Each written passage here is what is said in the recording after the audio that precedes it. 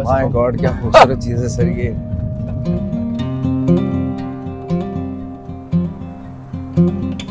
यहाँ पर हम घर बना लिया जहाँ पहुँचने वाले हैं, और उसका नाम रखा है स्लो, जहाँ जिंदगी धीमी हो जाती है।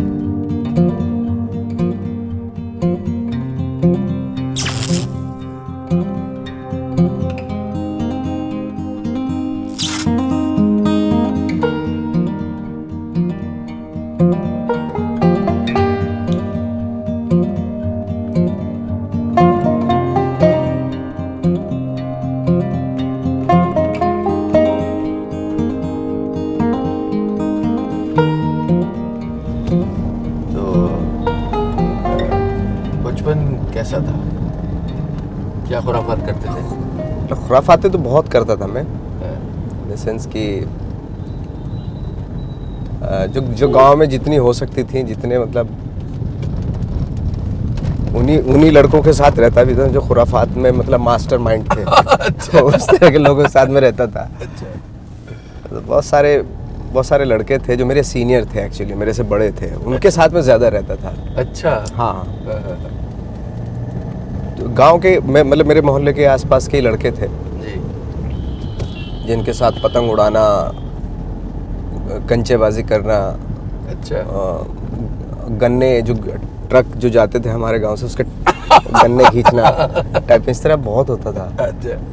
हाँ, और फिल्में, सी ग्रेड की फिल्में देखना ये सब रहता था। कैसे देखते थे वो? उन दिनों वो वीडियो पार्लर टाइप होते थे? नहीं, सिनेमा हॉल था हमारे यहाँ, कच्चा सिनेमा हॉल था। अच्छा। जो टीन का और चादर का था बना हुआ, तो वो नदी के पास था। तो उसमें जाके फिल्में देखते थे। वो जो मेरा जो सीनियर, जैसे मैं बता रहा था ना, कुछ सीनियर थे मेरे से बड़े थे, वो ले जाते थे हमें ईद बकरीद में। अच्छा। हाँ।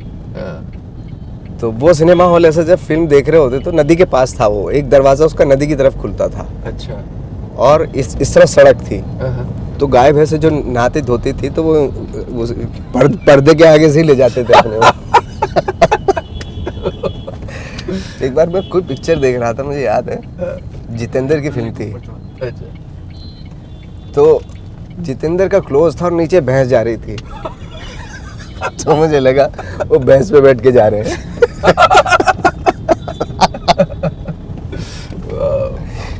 तो बिजली तो होगी नहीं? बिजली नहीं थी, लाइट वाइट बिल्कुल नहीं थी हमारे यहाँ। तो ये जनरेटर से चलता होगा? लालटेन। हाँ, लालटेन थी। बट आदत पड़ गई थी हम लोगों को ना, लालटेन वालटेन की, उसमें पढ़ाई लिखाई करना, उसी में रहना, उसकी आदत पड़ गई थी एक तरह से। मतलब मुझे अच्छे से किस्सा याद है, जब लाइट जाती थी अचानक से तो बहुत बड़ा अच्छा लगता था, क्योंकि हम मोहल्लों में खड़े रहते थे। अच्छा। ताड़ते रहते थे लड़कियां वड़कियां।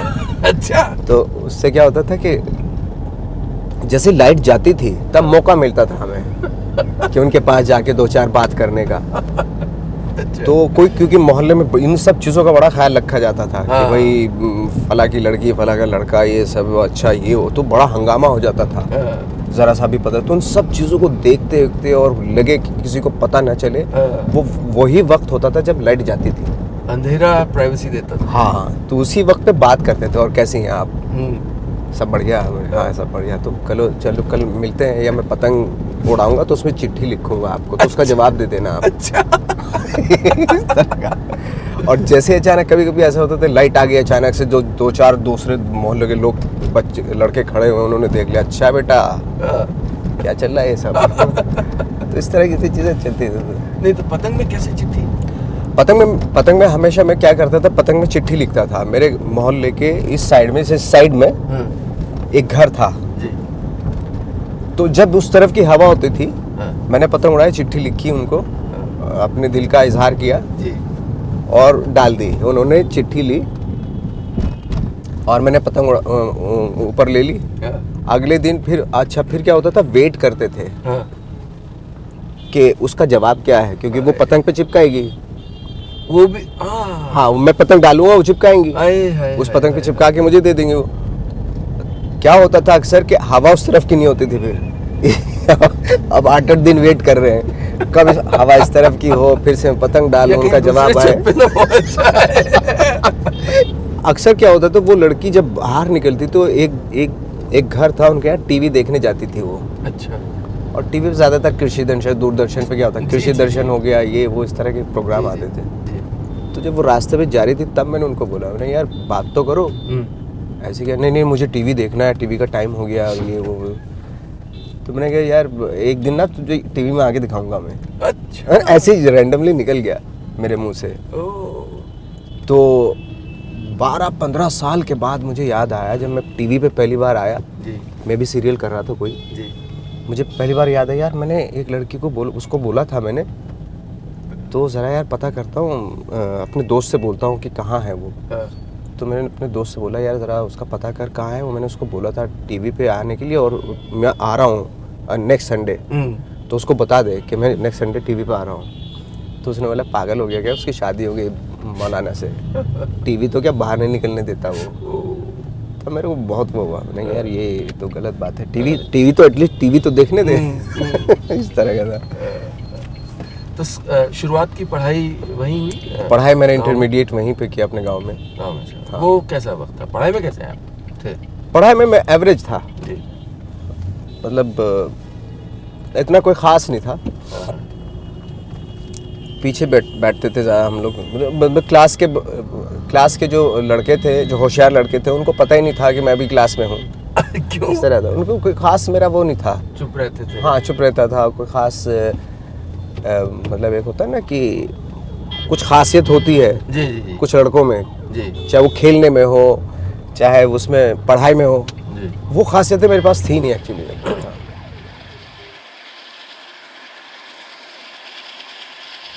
दोस्त थे?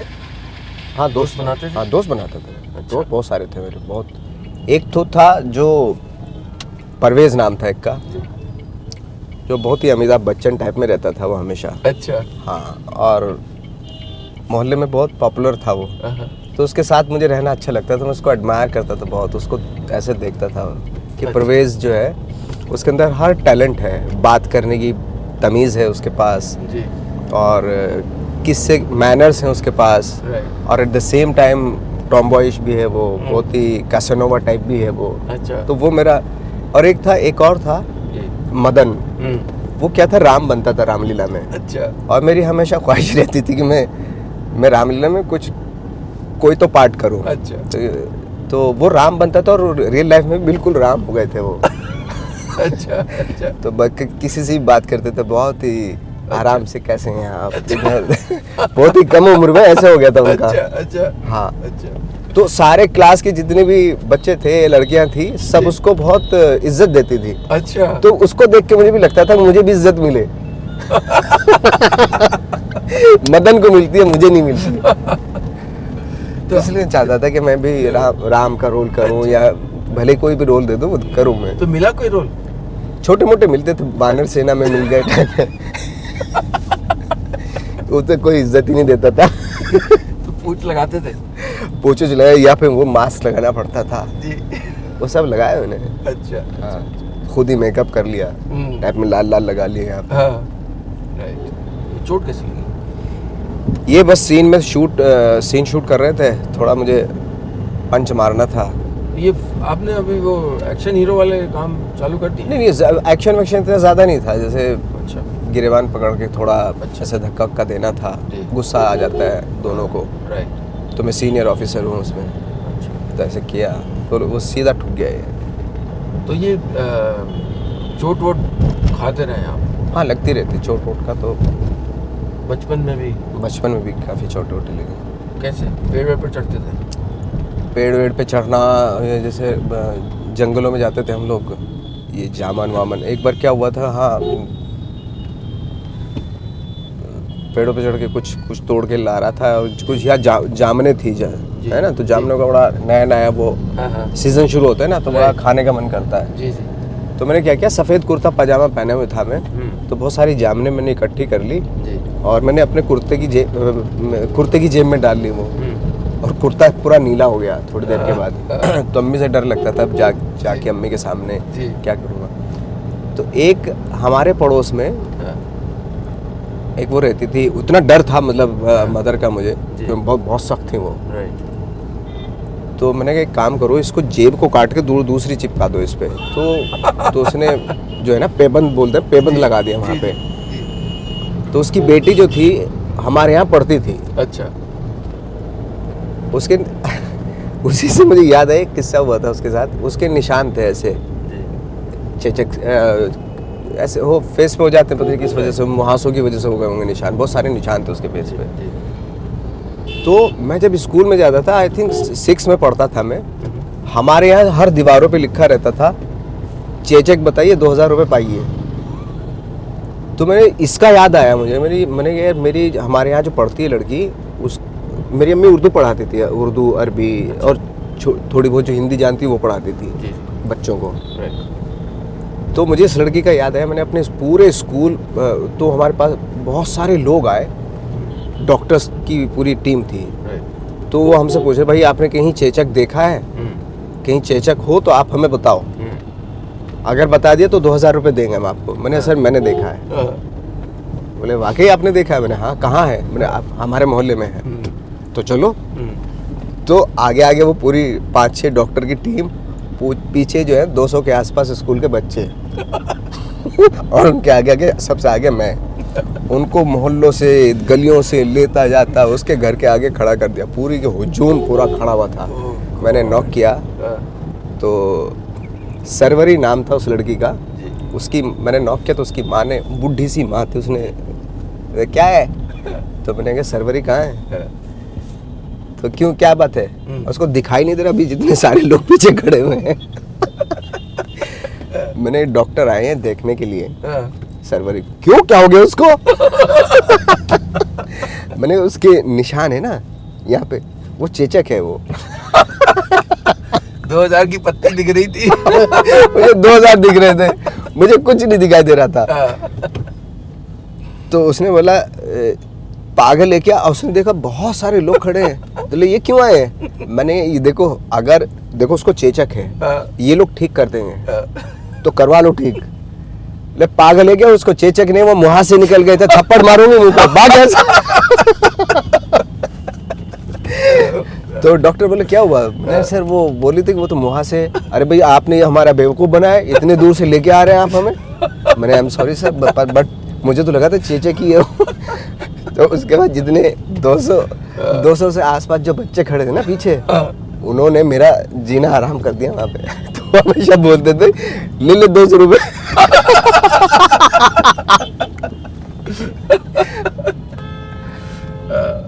मारपीट होती थी स्कूल में? मारपीट बहुत। आप भी औरों को पीटते थे? मैं चाहता तो था पीटना, मेरी हालत इतनी सही नहीं थी कि मैं पीट सकूं। बचपन में बहुत पतला दुबला था ना मैं।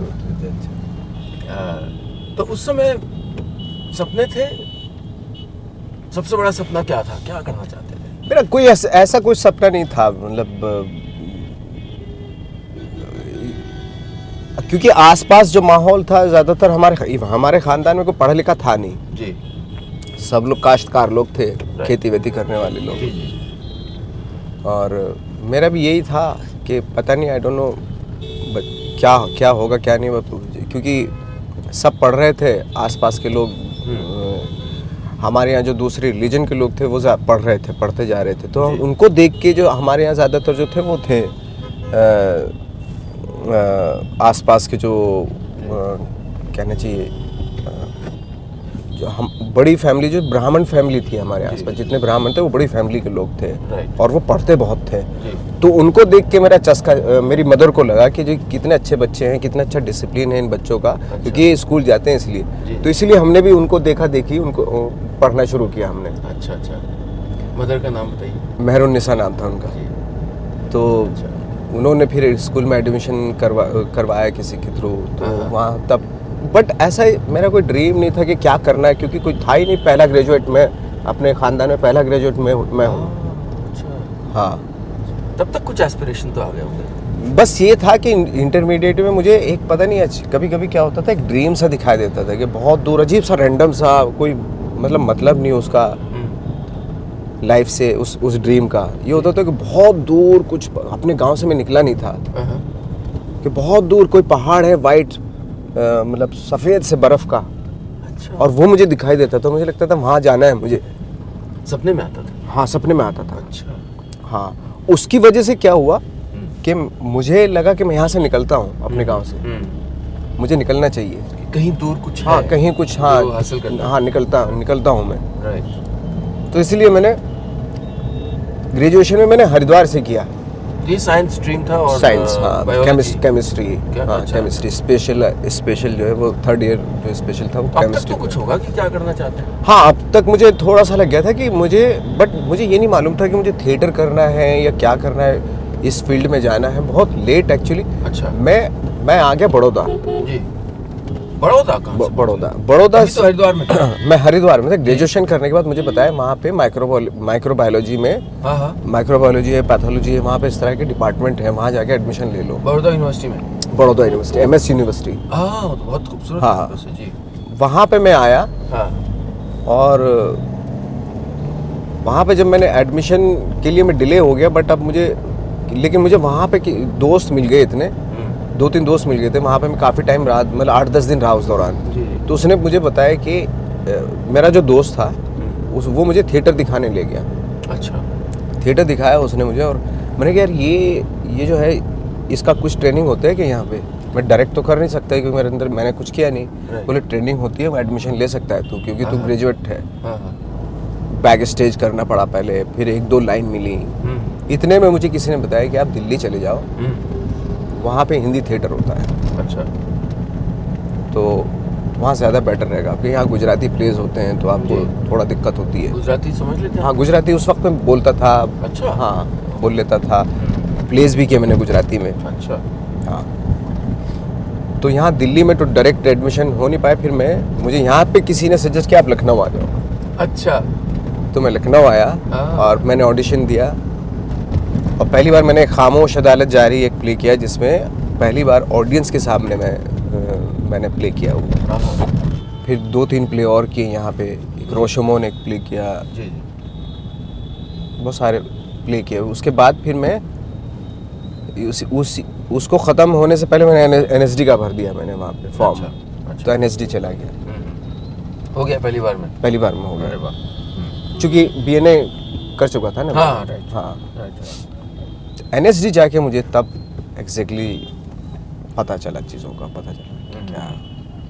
तब तक ये एक एम्बिशन मैं फिर हाँ फिक्स हो गया था, मुझे लाइफ में थिएटर ही करना है। थिएटर के अलावा कुछ नहीं करूँगा मैं। अच्छा। ये था हार्डकोर जो थिएटरिस्ट होते हैं ना, जो वो हाँ। नहीं, थिएटर ही अपनी लाइफ है, थिएटर ही करना है। रेवोल्यूशन कैसे आपकी पर्सनालिटी में बदलाव भी आया होगा, क्योंकि आप एक्चुअली बदलाव मेरे अंदर वो मेरे फादर की वजह से देख के आ रहा था मुझे, क्योंकि मेरे फादर जो थे ना कई बार मैंने अपने फादर को ना बहुत ही वो होते हुए देखा। मेरे फादर बहुत झूठ बोलते थे एक्चुअली। अच्छा। हाँ। ओके। और उनके झूठ में पकड़ लेता था, तो मुझे लगता था ऐसा तो नहीं होना मुझे लाइफ में। किस तरह के है तो एक्चुअली फादर का क्या था, वो झूठ बोलते थे। मैं उनसे बोलता था कि लाइक फॉर एग्जाम्पल उनका लास्ट तक ये रहा कि मैंने एक बार उनको बोला, मैं जब बम्बई आ गया था, मैंने बोला मैं बल्गारिया 2005 में मैं बल्गारिया गया था कुछ शूटिंग के लिए। डायलॉग कोच था मैं किसी एक्टर का। तो मैंने कहा मैं दुबई भी जा रहा हूँ और दुबई से फिर बल्गारिया जाऊँगा मैं। बोले मैं तो होके आया हूँ वहाँ पे। मैंने आप कब गए थे? तो गया था मैं, काफ़ी पहले गया था। अच्छी जगह है, बहुत बढ़िया जगह। वहाँ थोड़ी ठंड है, थोड़े कपड़े पड़े ले जाना। तो मैंने अच्छा मुझे लगा मेरे फादर बच्चन साहब जब वो बने थे, मिनिस्टर बने थे, लोकसभा इलेक्शन जीत के। हाँ, MP हुए थे। उस दौरान उन्होंने हमारे से झूठ बोलते, जब दिल्ली जाते थे वो बीच बीच में दिल्ली जाते थे, पता नहीं क्यों जाते थे, मुझे आज तक नहीं पता चला। तो आए तो हमारे यहाँ पॉलिटिक्स की बात हो रही थी। बोले गया था मैं, पार्लियामेंट गया था, आज बच्चन भी मिला था मुझे। तो मैंने बात हुई आपकी उनसे? बोले हाँ बात हुई। मैंने बोला भाई आप तो थोड़े से मोटे हो रहे हैं, क्या सेहत का ख्याल नहीं रखा हुआ आपने? अरे भाई नवाब से, मेरे फादर का नाम नवाब है।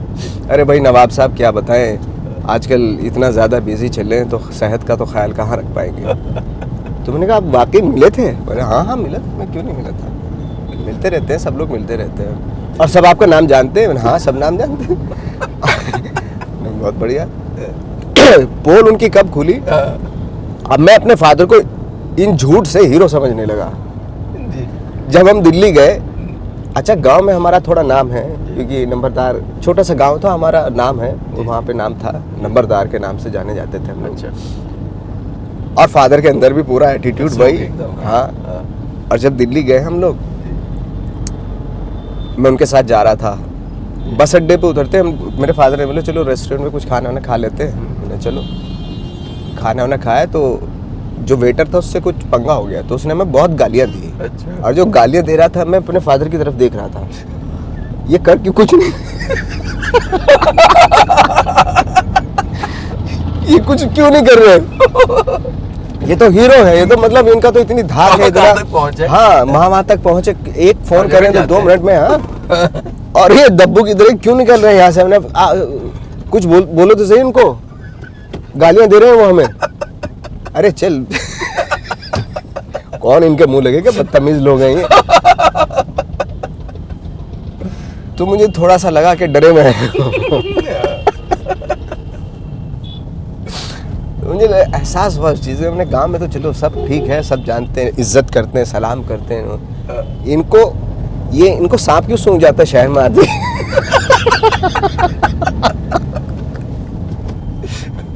तो पोल खुली। पोल खुल गई। लेकिन उसकी वजह से ये हुआ कि उनके झूठ ने ना हमारे अंदर ना एक वो कॉन्फिडेंस बढ़ गया।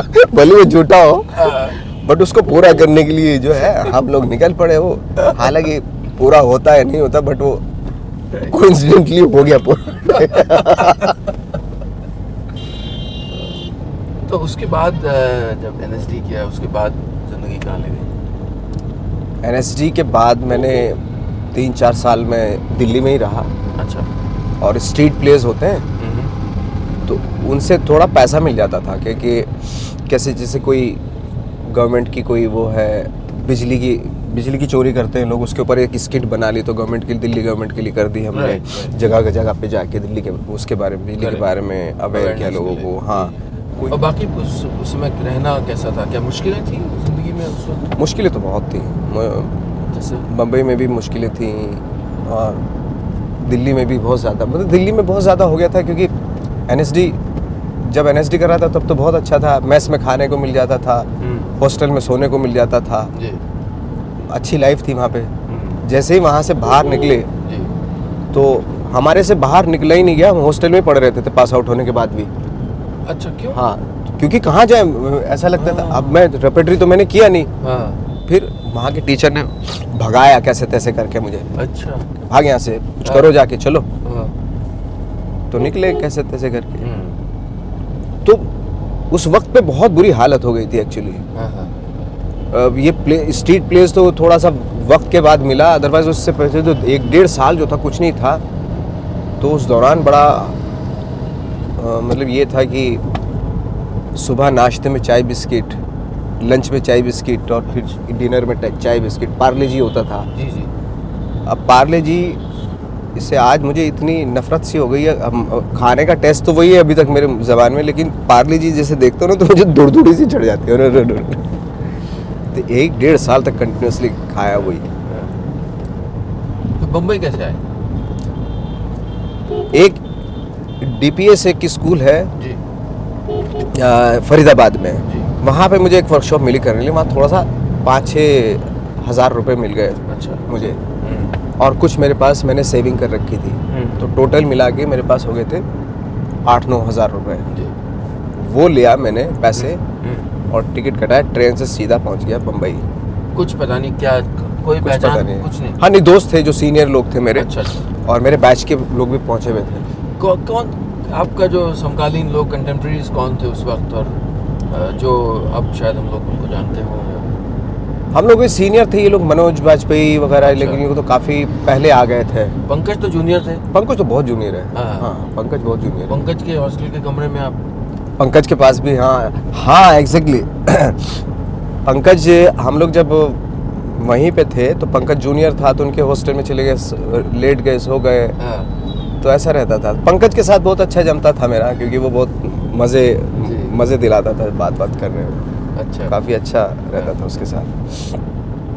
तमीज़ भी, मतलब बहुत वो रिस्पेक्ट भी देता था। दादा अरे आइए दादा, क्या ये सब चलता रहता था, तो बहुत अच्छा लगता था उसके साथ। तो बम्बई आए, फिर बम्बई आ गए, फिर वही जद्दोजहद शुरू हुई। बहुत सारे, मतलब NSG से जब निकलते हैं तो ये सोच के बस बम्बई में तो जाते ही काम मिल जाएगा, एक्टिंग तो आती है जी, हो जाएगा। जब वहाँ जाके शुरू में थपेड़े खाए तब किस तरह, कैसा था वो थपेड़े खाना, क्या करते थे आप? मेरे साथ जो ज़्यादातर जो प्रॉब्लम हुई ना, मैं आई डोंट नो, पता नहीं, बहुत लोग, मैंने कई बार बताने की कोशिश की, पता नहीं कुछ समझ में आता है, लोगों को कभी नहीं आता है। मेरे साथ जो ज़्यादातर जो गुजरा है वो शुरू से हुआ है, इवन मेरे गांव से शुरू हो गया था, कि जब मेरी पर्सनैलिटी को बहुत वो किया गया, अंडरस्टिमेट।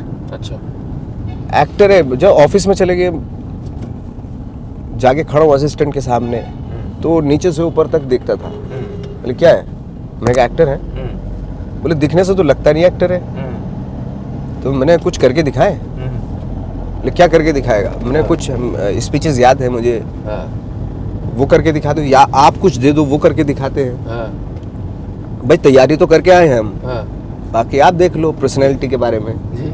बोले नहीं यार, वो मटेरियल नहीं है, हीरो मटेरियल। मटेरियल क्या होता है, थोड़ा उस पर भी काम कर लेते, बता दो। तो ये जो था ना, ये बड़ा काफ़ी टाइम तक चला एक्चुअली मेरे साथ। पतला दुबला सा था, कलर भी कोई खास नहीं, कुछ नहीं ऐसे, और बोल देते थे लोग, अरे यार शक्ल वगल तो देख लेते यार। जैसे गांव में भी यही होता था, कस्बे में मेरे, जब मैंने कहा मैं एक्टर, मैं तो डिसाइड कर लिया मैं एक्टर बनूंगा, अब एक्टर बनने जाऊंगा। बोले भाई ज़रा देख तो लेता अपने आप को, क्या उनके दिमाग में तो हीरो मतलब वो है ना कि ऐसा होता है। तो इन्फीरियरिटी कॉम्प्लेक्स था? हाँ था, क्योंकि मैं उसके लिए बहुत सारी, अब क्या करें, जब था तो था। जैसे यहाँ से जैसे दुकानें हैं, यहाँ से फेयर एंड लवली टाइप की नकली ले ली, वो लगा रहा हूँ काफ़ी दिनों तक, वो कोई असर ही नहीं हो रहा कलर पे, गोरा होना चाहता था। मैं इस पे आना चाह रहा था। तो ये जो है, जो इंडिया का जो कलर बायस है, और आप सामने रंग के हैं, और आप उस, जैसा आपने भी कहा कि उस स्लॉट्स में फिट नहीं होते, जो कन्वेंशनल स्लॉट उस वक्त थे। तो बचपन से कैसा था ये बड़े होना? क्या आपको पॉइंट आउट किया जाता था, याद दिलाई जाती थी बात कि आप कहीं कम हैं? हाँ, याद दिलाई जाती थी। मतलब कि जैसे हमारे यहाँ जब शहर, हमारे जो रिश्तेदारियाँ थी, और जब कोई शहरों से जब आते थे रिश्तेदार हमारे, और उनके, अब उनमें कोई, अब हमारे यहाँ ज़्यादातर क्या है कि ख़ानदान में हमारे सब लोग जो है बहुत गोरे चिट्टे और छेछे फुटके हैं। अच्छा। अब हम सिर्फ हमारा जो परिवार है, जो मेरी मदर और फादर हैं, वो सांवले थे, राइट, और हाइट छोटी थी उनकी जी। तो हम वैसे ही हम भी हुए, है ना। बाकी पूरे ख़ानदान में हमारे सब लोग बड़ी बड़ी हाइट के और गोरे हैं, वो जट पूरा टाइप के, वैसे वेस्टर्न यूपी में जो जट होता है वैसे टाइप हैं सब। उन लोगों ने हमें एक्सेप्ट ही नहीं किया, वहीं से शुरू हो गया था मतलब खेल। अच्छा, जैसे हम शादी वादी भी करना चाहते, शादी नहीं करने, शादी के लिए मना कर देते थे कि हम नहीं देंगे अपनी बेटी को तुम लोगों को। आई डोंट नो, वहीं से ही एक वो बनता चला गया मेरे अंदर, मन बैठ गया। हाँ, सदमा सा भी लग गया, और पता नहीं क्या उस तरह की चीज़ें होती चली गई। और जब बड़े हुए, जैसे एडोलेसेंस में लड़कियों का अटेंशन, इस सब, उसमें क्या जो कलर ऑफ स्किन आपका? हाँ, वो भी रहा कि अब जैसे शहर से कोई हमारे रिश्तेदारों में लड़की आती थी जी, तो हम भी जाके खड़े हो जाते थे, बहुत सारे लड़के खड़े बच्चे उसके सामने, तो वो शाम के टाइम बोल रही कि तेरे तो सिर्फ दांत दिखाई दे रहे हैं, हंसते हुए। चेहरा दिखाई नहीं देता। तो मुझे बड़ा डर, यार मैं इसको तो चाहता था बहुत ही, मुझे क्या बोल रही है। और अपने ही सामने मैंने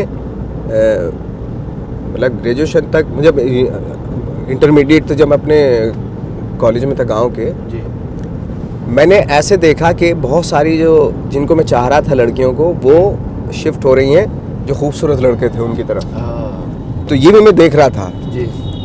तो मुझे इससे भी थोड़ा सा आता था कि यार शायद अपने अंदर वो चीज़ नहीं है, एहसास से कमतर का शिकार हो गया, होता चला गया मैं वैसा। क्योंकि ये जो है जो हम बात कर रहे हैं इस पे कई बार खुल के बात भी नहीं होती है, लेकिन करोड़ों लोग इस चीज़ के साथ जीते हैं रोज़, लड़के लड़कियाँ। और ये वो देश है जहाँ हम जैसे कम्युनिकेटर, राइटर, हमने लिखी हैं लाइनें कि राधा क्यों गोरी मैं क्यों काला।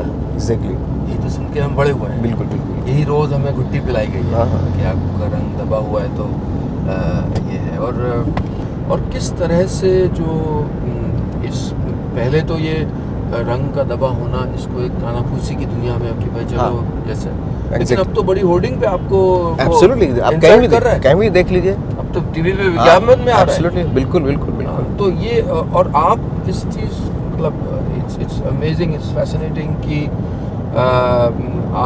आज वही दुनिया और वही लोग, वही डायरेक्टर, वही एडवर्टाइजिंग वाले जो अपनी फिल्मों में इस चीज़ का महिमा मंडन करते होंगे, वो आपके दरवाजे के बाहर होंगे कि आप के साथ काम कर पाए। तो ये बहुत बड़ी ग्लास सीलिंग, जैसे लड़कियों के लिए ग्लास सीलिंग होती है, उस तरह से आपने तोड़ा है उसको। और I think it's a very very important issue जिसके बारे में, पर अब ये मैटर नहीं करता। नहीं, अभी भी करता है सर। अच्छा, करता है, बहुत करता है अभी भी। ये सब हिपोक्रेसी है अभी भी इन लोगों की। वो मतलब वो होता है, चुनाव होता है, मतलब चुनाव इन द सेंस के चुना जाता है कि इस हीरोइन के साथ कौन सा एक्टर सही लगेगा। वो अभी भी है, वो अभी कौन सा, मैं तो ब्लंटली बोलता हूँ, अभी भी है।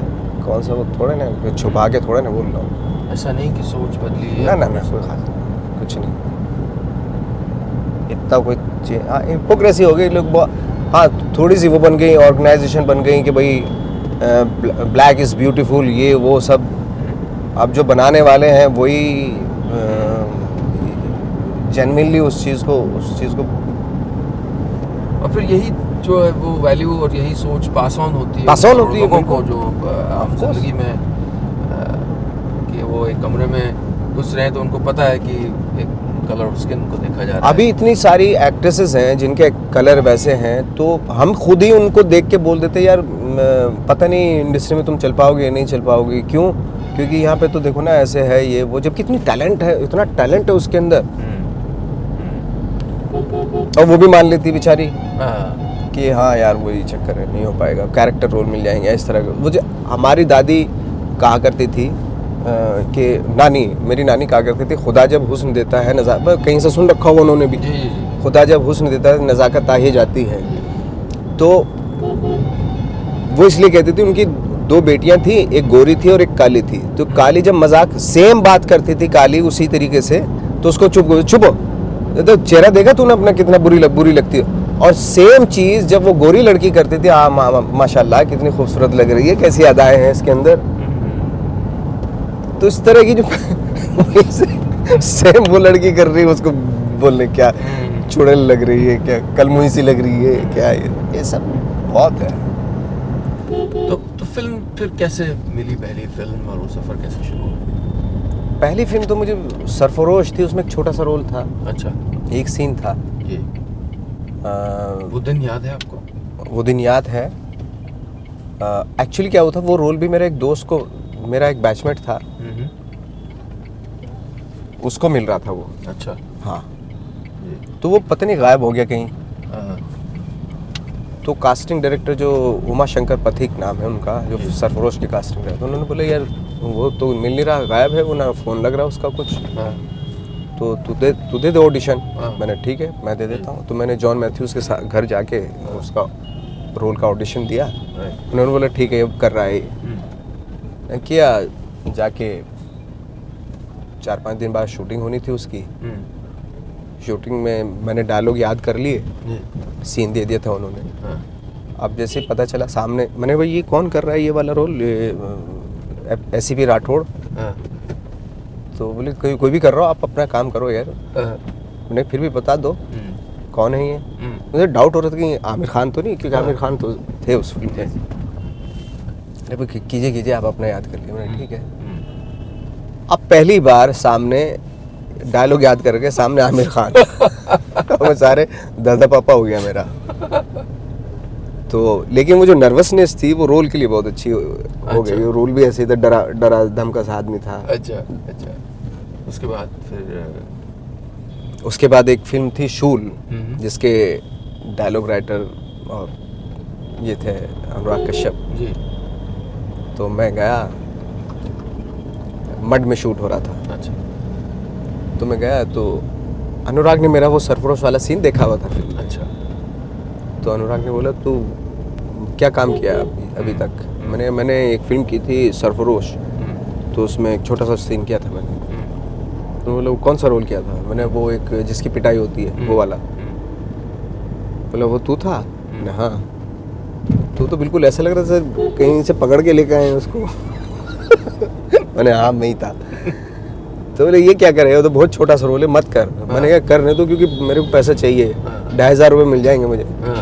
पैसा से है नहीं मेरे पास। बोला ठीक है चल कर ले, तेरी मर्जी। तो मैंने कर लिया। ये था। फिर धीरे से फिर अनुराग से मिलना जुलना होता रहा। उन्होंने फिल्म बनाई फिर ब्लैक फ्राइडे में थोड़ा हाँ बड़ा सा रोल दिया। ब्लैक फ्राइडे बैन हो गई। मैंने हम तो वेट कर रहे थे रिलीज हो तो काम मिले उससे। तो वो बैन हो गई, 1.5 साल 2 साल तक बैन रही। वो रिलीज हुई तब तक लोगों ने उसको पायरेटेड सीडीज देख ली थी उसकी। उसके बाद फिर वो रिलीज हुई। रिलीज के बाद थोड़ा लोगों को आइडिया और कौन है यार ये। तो लोगों ने बोला भाई ये नवाज है ये वो। तो थोड़ा हल्का सा होने लगा था कि भाई हाँ ठीक ठाक काम किया है बंदे ने जी। ऐसा बस। उसके बावजूद फिर इतने फिर देवडी में एक वो रोल मिला मुझे। तो कितना गैप होता होगा? बहुत गैप होता चले, 9 साल हो गए थे। बहुत फ्रस्ट्रेटिंग रहा होगा। बहुत फ्रस्ट्रेटिंग, बहुत ज़्यादा था। कैसे करते थे आप? प्रोसेस क्या होती है? आप कास्टिंग सहारा था क्योंकि बहुत सारे एक्टर्स थे ना जी। तो अब मेरे पास काम नहीं है, फला का काम मुझे मालूम है सामने वाला काम चल रहा है, तो उसके पास चले गए, उसके घर पे चले गए। एटलीस्ट खाने को तो देगा वो। तो पढ़िया डाल देते ना जैसे वैसा हो गया। अब वो जब तक बोलता नहीं भाई अभी बहुत हो गया मैंने कर लो। अच्छा ऐसे बोलते थे? नहीं बोलता नहीं था कोई भी, बट दिमाग में रहता था उसके। बिल्कुल 9 साल मुंबई में और रहना। तो कैसे कभी एक्स्ट्राज और इस सब कभी? बहुत एक्स्ट्राज किए मैंने। एक बार तो किसी ने बुलाया, पैसा नहीं था बिल्कुल भी, बहुत टाइम से पैसा नहीं था और 3-4 दिन से खाने को भी नहीं मिल रहा था, ऐसा हुआ था। अच्छा। हाँ 2 दोस्त थे, लेकिन दोस्तों का सहारा बहुत था। ये लगता था कि यार ये अगर भूखा है तो मैं भी भूखा तो क्या फर्क पड़ रहा है। ऐसा होता है ना, सामने वाला भूखा और मैं भी भूखा तो ये लगता है हाँ नॉर्मल है सब। तो वो और मैं ऐसे चलते हुए 4 बंगला की तरफ पहुंचे। तुमने यार बहुत टाइम हो गया, जोगी भाई हैं हमारे, उनको फ़ोन करो, कास्टिंग डायरेक्टर हैं वो, उनको फ़ोन करो। वो बेचारे बहुत अच्छे थे वो। उन्होंने बोला भाई फिल्म सिटी जो है चले जाओ, मेरा एक ऐड शूट हो रहा है, मेरा बंदा है वहाँ वो कर रहा है असिस्टेंट, उससे मिलो वो तुम्हें दे देगा। तो हम लोग चले गए। असिस्टेंट ने बोला अच्छा एक काम करो तुम लोग अभी आए तो बस है, बस में शूट होगा तो क्राउड के बीच में बैठ जाओ। अच्छा मैंने ठीक है। तो जूनियर आर्टिस्टों के बीच में बैठ गए हम लोग और शूट हो रहा था। हमने किसी ने ऐसे छुपा लिया, मैंने अपना ऐसे फेस छुपा लिया। दूसरा अखबार पढ़ रहा था ऐसे, ताकि ये ना लगे जब रिलीज हो तो अरे नेशनल स्कूल ऑफ ड्रामा का एक्टर हो, देखो क्या कर रहा है, इस डर से। तो जब ऐड हुआ 2-2 हज़ार रुपये मिले और जैसे हम निकले तो कोऑर्डिनेटर ने ऐसे पकड़ा हमारे पीछे से ऐसे, कौन हो तुम लोग? मैंने कहा जूनियर आर्टिस्ट हैं। कार्ड दिखाओ। अरे कार्ड तो नहीं है। अरे झूठ बोलते हो। फिर तय हुआ कि 1,000 उस पे उसको दो, तो दोनों के 4,000 में से 2,000 उसके पास चले गए। लेकिन 2,000 हमारे पास बचे और 2,000 में हम गए सीधा संतोष नगर, एक जगह है वहाँ पे जी। वहाँ पे एक रेस्टोरेंट है जो रात में खुलता है। अच्छा। वहाँ बैठे, खाया पिया दबा के, और ऑटो में बैठे। बाकायदा ऑटो में बैठना मतलब इट्स लाइक अपने बाप का है टाइप में, एरिस्टोक्रेसी। बैठे, घर तक पहुँचे, 1 पैसा नहीं था हमारे पास। फिर वापस से ऐसे। लेकिन हारा हुआ महसूस करते थे? हारा हुआ नहीं महसूस करता था मैं। मतलब 25 साल भी 50 साल भी होता तो हारना वाला तो बात ही नहीं थी। हाँ ये था कि फिक्र सिर्फ इस चीज़ का होता मैं जिंदा रह पाऊंगा, क्योंकि खाना नहीं मिलता था। सर्वाइवल का प्रॉब्लम हो रहा था हमें बहुत ज़्यादा। अच्छा। हाँ हार तो नहीं थे, बट ये था कि खाना मिल जाए यार, बस के मेरे को यहाँ से और बैंड्रा तक चलने का वो मिल जाए, एक कारण मतलब हिम्मत है मुझे, ताकत मिल जाए। हाँ मैं कुछ खा लूँ ताकि मैं वहाँ तक जा सकूँ, ये था। लेकिन इन 9 सालों में कभी ये नहीं लगा कि वापस चले जाते हैं? नहीं वापस कभी नहीं, ऐसा नहीं हुआ। वापस जाते कहाँ पे, दिल्ली आते तो दिल्ली तो फिर मैं बोलते आ गए वापस। हाँ और बदतर हो जाता कि गए थे।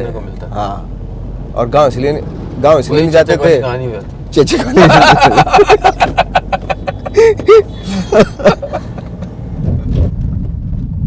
ये मासूमियत बचा पाए आप अपने अंदर? पता नहीं मैं कैसे बता सकता हूँ इस चीज़ को कि बची है कि नहीं।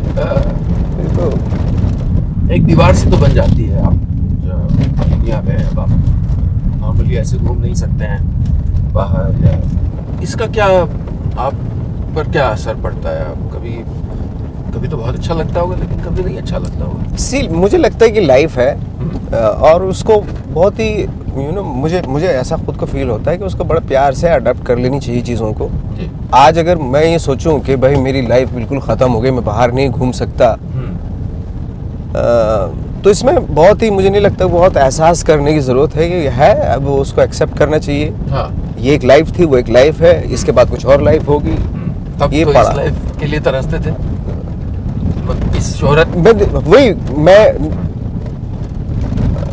मतलब शोहरत के लिए तो नहीं, मैं सच बताऊं शोहरत के लिए तो नहीं मैं, बट ये था कि मुझे काम का मुझे वो था, क्योंकि मैंने अपने फादर को होते हुए देखा, तो फ्लॉप होते हुए देखा हर काम में। तो मेरे अंदर ये था कि मैं जो भी काम करूंगा वो बहुत ही शिद्दत के साथ करूंगा। मुझे बम्बई में आने तक भी मैं सच बताऊं मुझे बिल्कुल नहीं इस बात का एहसास था कि मेरा एम क्या है, मुझे एस्टैब्लिश होना है। मुझे लगता था कि मैं कंटिन्यूसली काम करता जाऊं बस, चाहे वो थिएटर में हो, चाहे वो टीवी में हो, चाहे कहीं भी हो। मैं चाहता था रोज काम करूं, मैं अपने फादर की तरह ना हूं कि वो बैठे रहते थे और बहुत सारे काम किए, पंचर के काम भी किए उन्होंने, साइकिलों की दुकान की, वहाँ पंचर भी ठीक, तो वो भी उसमें भी फ्लॉप हो गए वो। तो मैं चाहता था मैं बैठूं ना अपने फादर की तरह घर पे, मैं रोज निकलूं और रोज काम करूं। मेरे अंदर मैं चाहता था। मेरा ड्रीम ये था नहीं कि मैं बहुत एस्टैब्लिश हो जाऊं ये वो, बट ग्लैमर का आकर्षण नहीं था। ग्लैमर का मेरे पास मुझे बिल्कुल भी आकर्षण नहीं था, ना अब है ना पहले था और ना कभी होगा।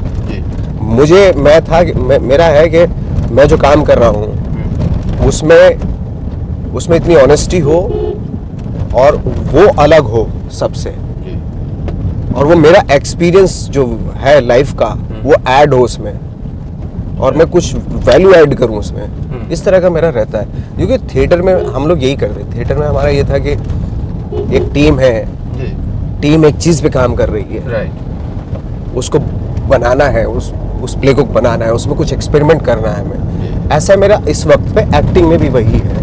इसके अलावा मैं कुछ सोचता ही नहीं है। जो प्रोसेस जो है उसमें वो मुझे फैसिनेट करती है।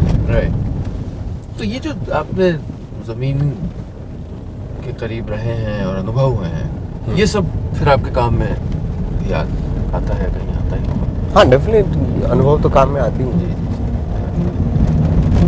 मेरा भी हमेशा ही सोचना रहता है कि अगर अच्छा जर्नलिस्ट या कम्युनिकेटर बनने के लिए आपको एक अच्छा लिसनर और अच्छा ऑब्जर्वर होना बहुत ज़रूरी है। एग्जैक्टली।